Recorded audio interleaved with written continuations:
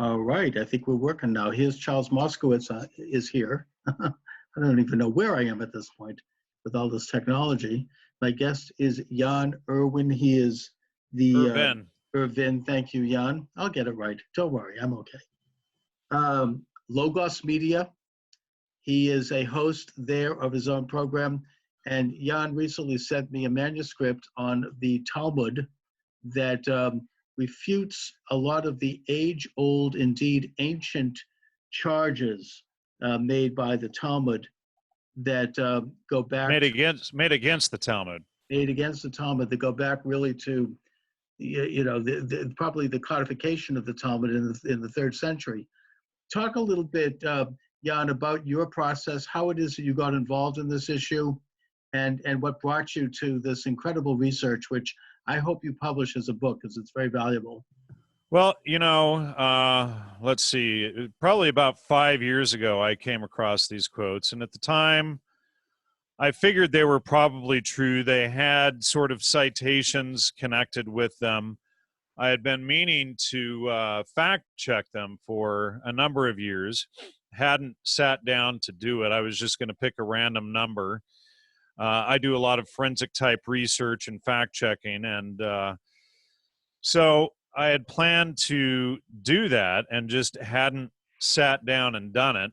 And then last year in about January, early February, a guy I was doing a series of shows with, Lloyd Young and I, we were doing a series of shows on Islam, exposing Islam and whatnot. And there were a number of trolls in the chat that kept jumping in and saying, oh, well, what about the Jewish Talmud and the evil Jews and this and that? You can't, you're ignoring the evil Jews. And so, and you can't do a focused discussion on Islam without somebody trying to, change the subject onto something else.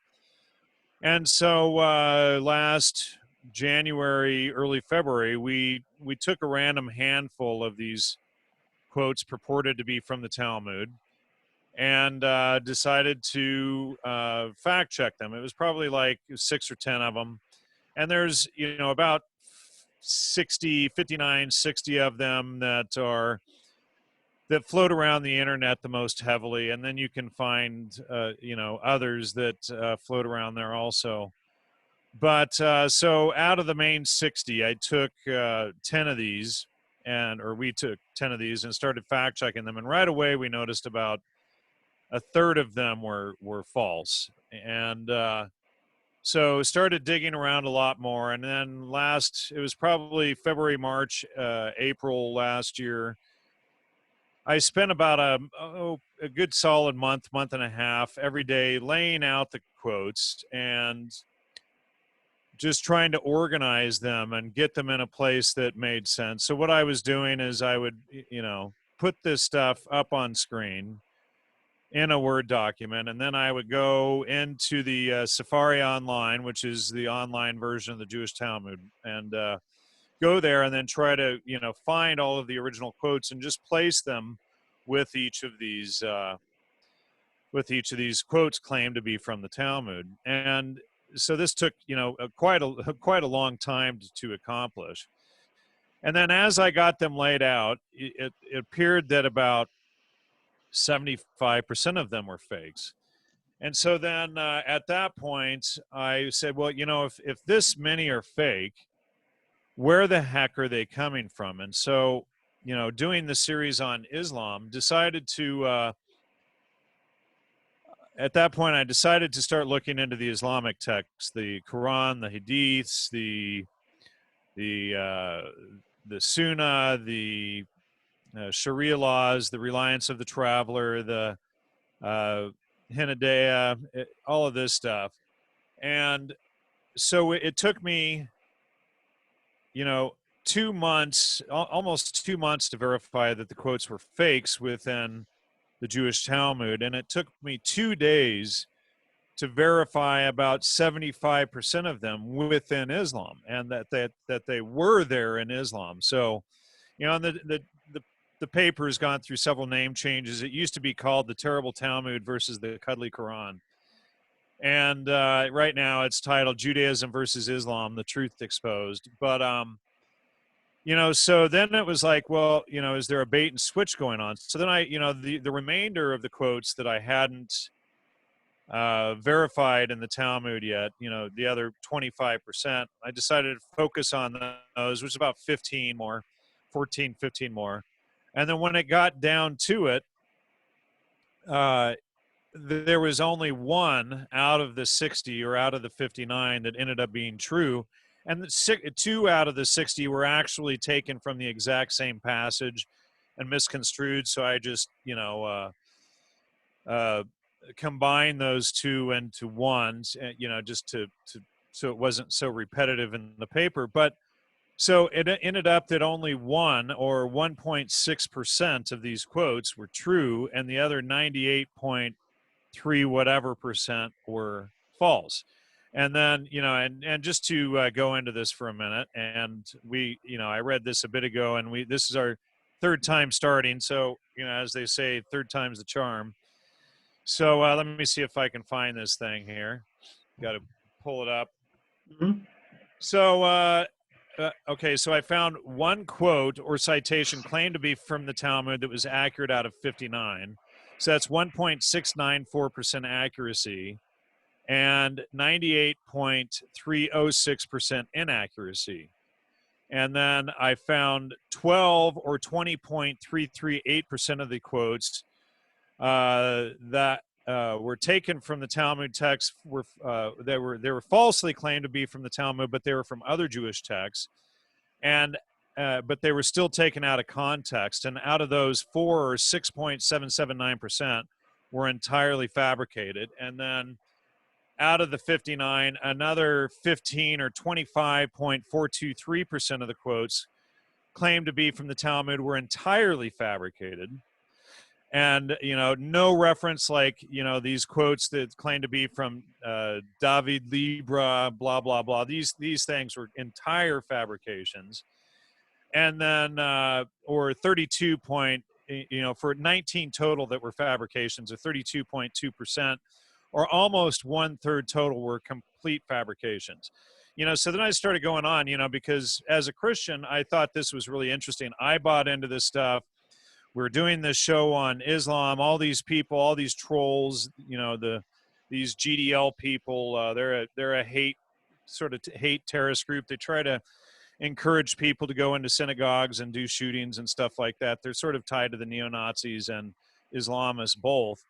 They were, constantly trolling and saying, "Oh, well, then I must be a Jew because I'm, trying to, debunk these claims. I'm Danish and Welsh, and I'm a Christian, and I just wanted to know the truth of this stuff." So, and then the irony of all of this was that I found compatible or similar quotes for 56 out of 59 in the Islamic text. So 94.915% were actually located in the Talmud text, and it only took me 2 days to find the majority of them there. And then I spent several more days looking for some of the ones that were harder to find, but it ended up being, almost 95% of them were easily located within the Islamic text. So there was a total bait and switch going on here. And the numbers were almost completely reversed between what was claimed against the Judaism and what was true for Islam. So this was something that I found very, stark, and it really alerted my attention. So what was going on here, and what it really appears is, in the Islamic text, you see a lot of quotes that they're required to kill or subjugate the Jews and the Christians or the kafir, and they make a certain emphasis on Jewry, and and you have to pay what's called the jizya tax, which is the capitation tax, if you live in an Islamic country. So if you don't pay the capitation tax, you are decapitated, right? So basically it's, and Islam claims to abrogate Judaism and Christianity. And that was another thing that I found really interesting in the Islamic text. But,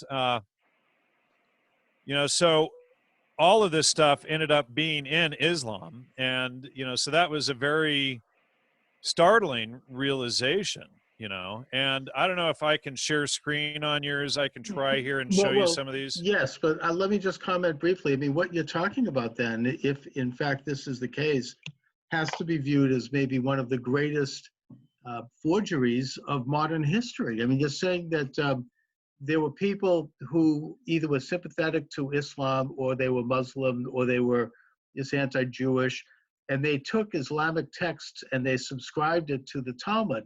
Now, and these are the Well, worst and aspects. to make people think that what was going on in Islam was in fact Talmudic. Now, Right. during our series of shows on Islam, I had a guy named Todd on who had discovered that Baron von Sabatendorf, who was one of the key founders of the Thule Society that founded the Nazi Party, Yes. was in fact a closet Muslim.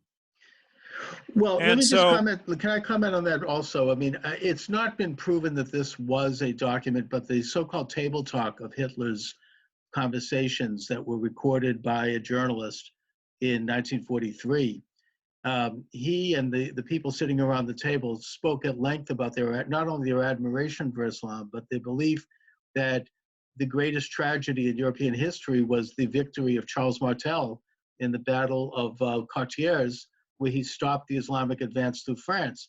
And that had Islam taken over Europe, Europe would have been much more pure racially and much more right. militant, Well, and that Christianity was a Judaizing of Europe. Well, and you know, and then you had King Jan of Poland, who you know, whom I share the same name with. He united the European armies and pushed the Islamists out of Europe as well, and that was part of the Crusades. But see, the Islam had done 500 or more invasions into Europe, and had taken millions of slaves and murdered millions of people. And then, you know, interestingly, the Catholic Church also gets this bait and switch blame. Oh, well, you know, the evil crusades against Islam, who were the poor victims of the Christians in these 12 crusades, when Islam had done 500 invasions into Europe. And so, like I said, Right. Islam abrogates in the Sharia law. It abrogates Christianity and Judaism. So let me read this quote to you out of the Sharia law. It's from the Reliance of the Traveler, the finality of the Prophet's message, W 4.4, page 848 through 849. The faith of the Jews was that of whoever adhered to the Torah and the Sunnah of Moses, upon whom be peace, until the coming of Jesus. When Jesus came, whomever held fast to the Torah and the Sunnah of Moses without giving them up and following Jesus was lost.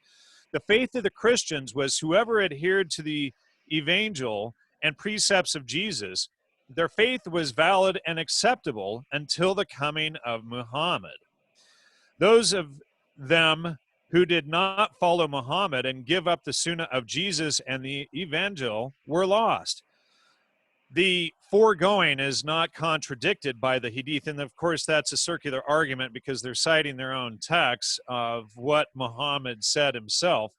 Relating to that verse, surely those who believe, those of Jewry, the Christians, and the Sabians, whoever has faith in Allah and the last day was allowed by Allah the revealing.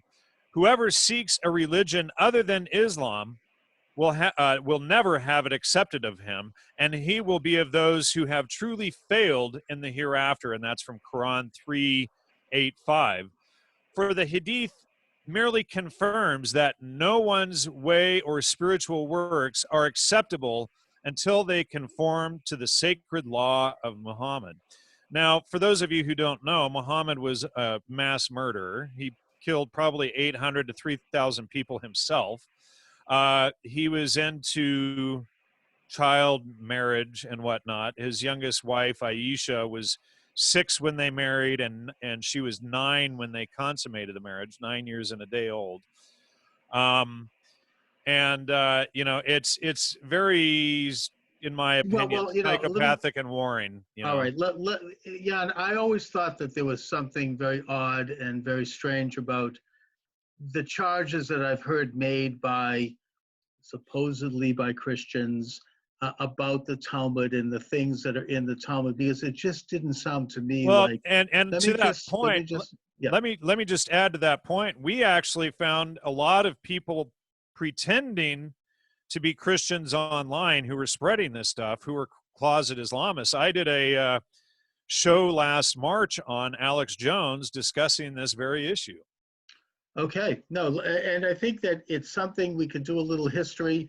The Talmud is I don't want to go too far here, but the Talmud is just basically law books Right. that It's help. like if you went to Harvard Yeah. Law School, and you wanted to sit there and read Harvard law books all day, that's what it's like reading the Talmud. And it's, That's right. if you're having a sleepless night, instead of counting sheep, break out the Talmud. Exactly. And the Talmud is nothing but commentary on the Torah, and it puts it into a legal state where Jews can then practice their faith, particularly after the destruction of Israel by the Romans when it was codified. And, the things that are ascribed to it always seemed a little strange to me. I'm just going to mention one thing in particular, because this is something that is recounted by a Catholic scholar, E. Michael Jones, who I have a lot of respect for, except in this one area. I know It's him. completely off the rails.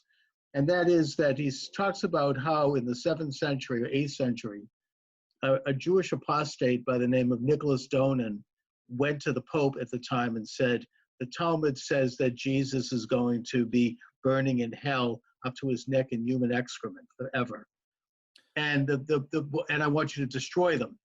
And the Pope, he didn't want to go through it, so he sent the responsibility to King Louis of France, who burned the Talmuds. He burned 15 crates of Talmuds right at the spot where the Hotel de Ville is located on the Seine today. I mean, you can actually see that.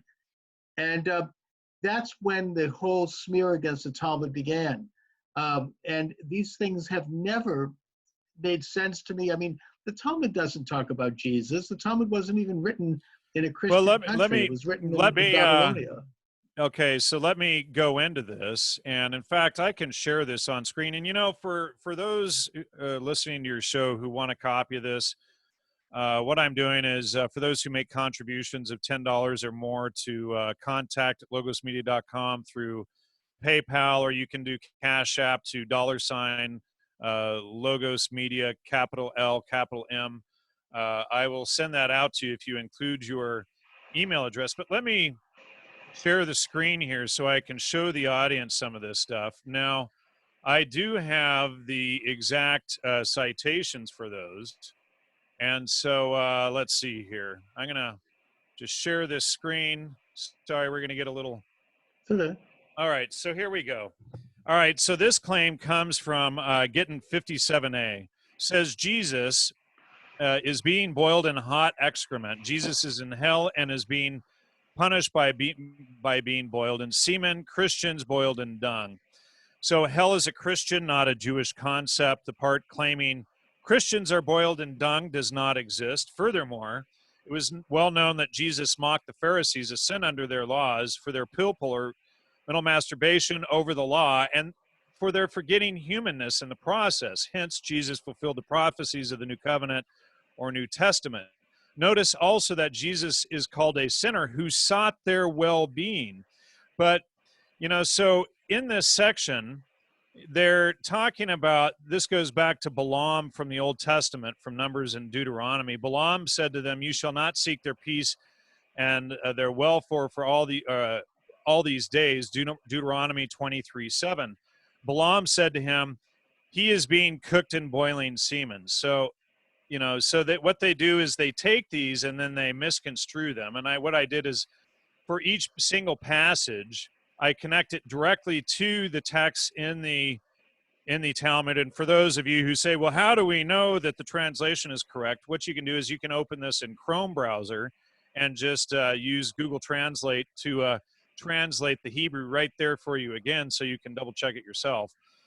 But and then, so then Jesus said to him, their welfare ye shall seek, their misfortune you shall not seek. So Jesus is calling for their well-being here. Right. Okay, but there is a footnote here. Jesus responded to the innkeeper's wife as unattractive. Yeshua ben Panera, or Pariah. Now, this is also another character that they claim is Jesus in the Talmud. So there's actually, and there's another one, Ben Stata, that they also claim is Jesus. But Yeshua ben Pariah could not have taken place any later than 76 BC. So, this is 100 years before, or no, actually 60 years before Christ. Or no, sorry, 100 years, because that would have been 30 AD. Mm-hmm. And so, so it's almost 100 years difference there. So, they omit all of this stuff, but, there's a weird claim here. And then what they try to do is conflate Balaam with Jesus. And throughout this stuff, they'll say that this Balaam character is Jesus. But then you can see in many of these passages that Balaam and Jesus are clearly discussed as two different people. So here we have Balaam, and then here in the same passage is Jesus the Nazarene. Now, interestingly, this Jesus the Nazarene right here is not considered the Jesus of the New Testament. So it is this guy, Yeshua ben Pariah, who is considered the Jesus of the New Testament. So it's really interesting how muddied it gets, but this guy is too early.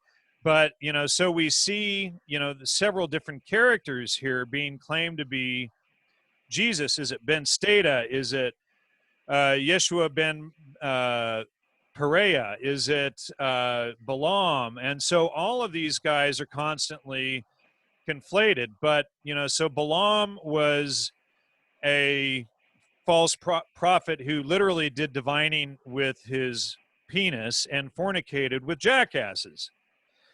So all of this is blamed on Jesus and conflated. So, and there's other, texts like this where, let's see if I can find the last one. He who disobeys the rabbis deserves death and will be punished by being boiled in hot excrement in hell. Again, hell is a Christian, not a Jewish concept. So they add these extra elements to it, right? Yeah. But so, when we go through, we can see what is actually being said in these sections and see how they fake this stuff. So Incredible. The words of the sages, so basically anyone who at the time was violating the Pharisees and what the Pharisees said was guilty, right? So this is where the break off from Christianity and Judaism really happens to begin with. So it also gives you an understanding of why Jesus separated off from Judaism and why Christianity was formed. But at the same, it's because of the pilpul. It was accused of the Pharisees that they were getting too caught up in their laws and legal codes and forgetting the humanity and to follow logos in the process. So it became all about laws. And there was one passage where you couldn't walk through a hallway or a tunnel with a board over it, at a certain time of day and this kind of stuff. And it just got too much. So this was the division between our two religions. And, and then, so what I do is I also go in and I compare Islam directly to the Judaic texts, and I do this throughout. So what we see is in all of these, like, Barakoth 58a under the subheading oil of anointing and Barakoth 58a in which gentile women are designated animals, she-asses. Mm-hmm. So this one is rather humorous. This citation actually deals with bestiality and women having sex with asses or animals. And so when we get in here, we begin to see that, so what they do is they take this one statement by one rabbi, aren't Gentiles called donkeys whose flesh is the flesh of donkeys? And then one of the rabbis says, whoa, wait a second, I'm going to report this. This is uncalled for. And then, but when we get into it, it cites Ezekiel 23:20, She lusted after her paramours, whose genitals were like those of donkeys, with emissions like those of horses. So they're talking about, so what does the quote say? Women, genteel women, are designated animals. It's talking about lusting after people who Right. had genitals the size of donkeys and horses. So all of this is spun out of context, and this Keratot 6b does not exist and is a fabrication. Hmm.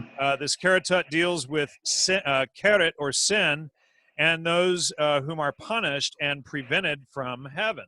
And so, we can see these citations here: forbidden to eat the fat or eat blood, etc. So constantly this stuff is taken out of context. And then if we go over to the Quran, 8.55, to Allah there are no animals viler than those who do not believe and remain unbelievers. In other words, the kafir are the Christians and the Jews. Those who reject the truth among the people of the book and among the polytheists will abide in hellfire. They are the worst of creatures. Okay. Hmm. And so we see this stuff throughout the Fascinating. let Yep. me just get out of full screen here. Hmm. If I can find it. Hold on a second. No, that's okay. I was on the other monitor. So, what we can see is when we go through all of these, and like I said, almost a third are entirely fabricated. But, so they were drastically taken out of context. And there was only one that ended up being true, and that was, I think it's number 42 or number 43. I guess I should have shown that before I That's all right. canceled. I mean, it's all either false or out of context, and and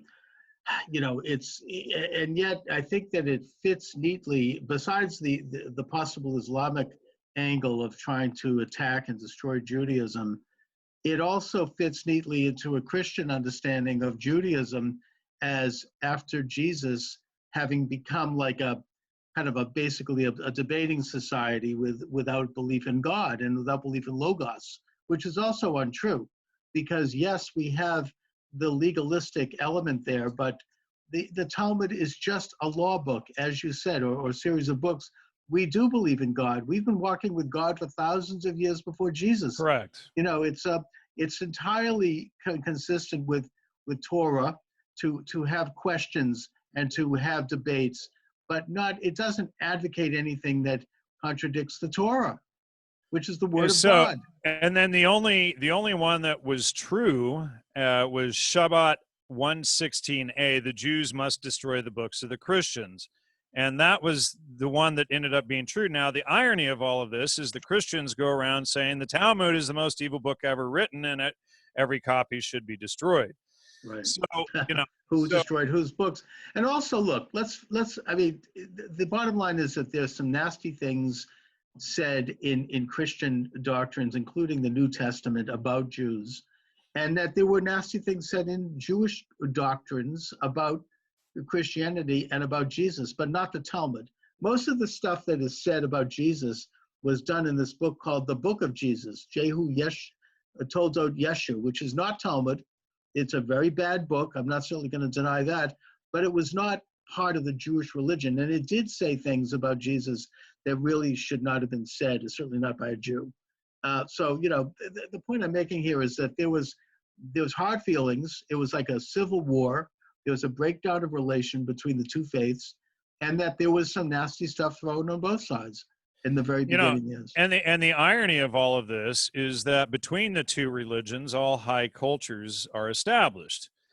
So when we combine the Old Testament laws with the New Testament and Jesus being Logos incarnate, it shows us the proper way to live by the laws, essentially, and to have a thriving, high-functioning society, which is what we see across Europe, especially Northern Europe. So, and then up until we see the breakdown with the Nazis in collusion with Islam, and then, of course, the Grand Mufti of Palestine was one of Hitler's top generals running the Bosnian Muslim Hanjar that massacred, Right. tens of thousands of Serbian Orthodox Christians and, Jews, etc. Yes. I mean, I just to interject here, I actually wrote a book on this topic called the Nazi Connection of Islamic Terrorism. I don't know if I would go so far as to say there was an outright collusion between, the Nazis and Muslims, but Nazism was very popular in the Islamic world right up until the murder of Hitler or the death of Hitler. And then after that, the communists picked up the cudgels and continued on. Interesting subject for another day. What we found in the when we were doing the series of shows on Islam is that the neo-Nazis and the Islamist trolls got the exact same laundry lists of talking points nearly every day and updated every day between them. They all had the same talking points simultaneously. And then, when we see the Grand Mufti sitting there with Hitler, there's large troops of Islamist Nazis who were bowing to Mecca. Yeah, that the were Hanjars. under the Exactly. Hanjar. Right. Listen, Jan, I'm going to have to leave it there for today because I want to do a series with you, and it's a wonderful, excellent piece of work, and I hope to make this number, the in a long series. So I really appreciate you joining me this afternoon. Just again, let people know how they can check out your show and look at your website. Yeah, logosmedia.com, and if you send a contribution with a note in there for $10 or more, I will send you a copy of the ebook or the PDF for you to read over and begin to fact check this stuff yourself. It took me a year to get it finished, so I appreciate any contributions and help. The show is Unspun that you can find there, or my channel, and I had 80 hit piece videos and articles written against me over the last year and a half for exposing this stuff. Right. So, well, it's a tough business. Anyways, Jan, I want to thank you again for joining me this afternoon. All right, Charles, have a good one. All right, you too. Take care. All right.